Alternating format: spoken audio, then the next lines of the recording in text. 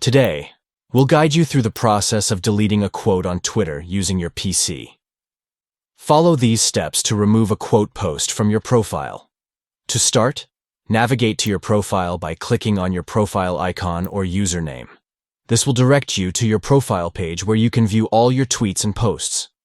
Next, locate the specific quote post that you wish to delete from your profile. Once you have identified the post, look for the V icon located on the post. Click on the V icon to reveal a drop-down menu of options related to the post.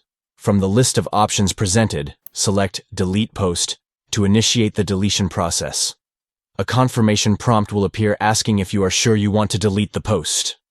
To proceed with deleting the quote post, click on the Delete button. By following these simple steps, you can easily remove a quote post from your Twitter profile using your PC.